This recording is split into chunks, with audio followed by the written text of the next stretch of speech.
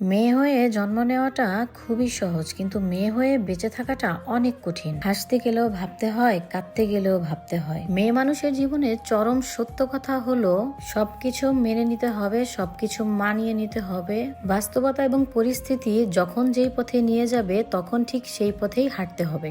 জীবনটা খুবই ছোট, কিন্তু জীবনের গল্পটা অনেক বড়। জীবনে যেমন সুখ চাওয়াটা অনেক সহজ, কিন্তু সুখ পাওয়াটা অনেক কঠিন। সেটা আপনার ভাগ্যের উপর নির্ভর করে। আমি আমার এই ছোট জীবনে যতটুকু দুঃখ পেয়েছি ততটুকু বহন করার ক্ষমতা এবং ধৈর্য কোনোটাই আমার ছিল না। আমি যখনই আমার নিষ্পাপ দুই সন্তানের দিকে তাকাই তখনই আমার মনে হয় আমি অনেক সাহসী এবং ধৈর্যশীল হয়ে যাই। আমি যতবারই ভেঙে পড়েছি ততবারই আল্লাহ পাক আমায় নতুন করে গড়ে তুলেছেন।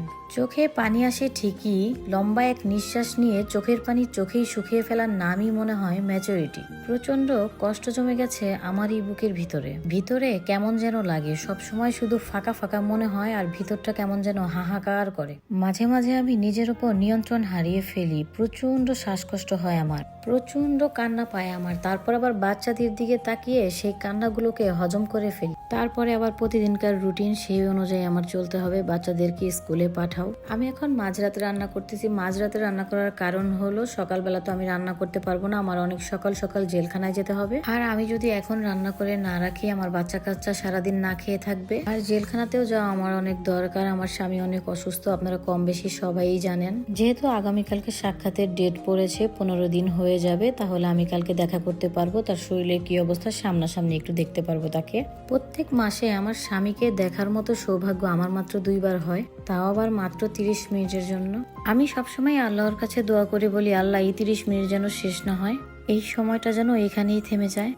1 বছর যাবৎ সে আমার থেকে দূরে। এই 30 মিনিট তো আমার চোখ মন কোনোটাই জুড়াবে না তাকে দেখে, কিন্তু 30 মিনিট পরে তার ওই মলিন চেহারা, ছলো ছলো চোখ, তাকে ওইভাবেই রেখে আমার চলে আসতে হয়। আমার কিচ্ছু করার নেই, কারণ আমি পরিস্থিতির শিকার।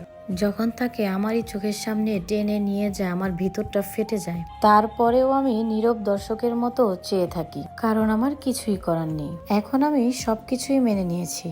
এই দুঃখ কষ্টই হয়তোবা আমার ভাগ্যে ছিল, আল্লাহ লিখে রেখেছেন। যখন আমি জেলখানার গেটটা অতিক্রম করি তখন আমার মনে হয় আসমান জমিন ভাগ হয়ে যাক, আমি ভিতরে ঢুকে যাই। তার চেহারাটা, তার প্রতিচ্ছবিটা বারবার আমার চোখের সামনে ভেসে ওঠে। তার সেই অসহায়ত্ব, তার সেই ছলো ছলো চোখ, ওইটাই আমার চোখে বারবার ভাসতে থাকে। আমার সবচাইতে মূল্যবান সম্পদ, আমার ভালোবাসার মানুষ, আমার স্বামীকে আমি জেলখানার ভিতরে রেখে চলে আসি, কিন্তু আমার কিছুই করার নেই। একটা মেয়ে মানুষ এর থেকে বেশি অসহায় কি আর কখনো হতে পারে? মানুষজনের সামনে নিজেকে শক্ত রাখার অনেক চেষ্টা করি, কিন্তু গাড়িতে উঠে আমি যখন হাউমাউ করে কাঁদি তার ওই চেহারাটা শুধু আমার চোখের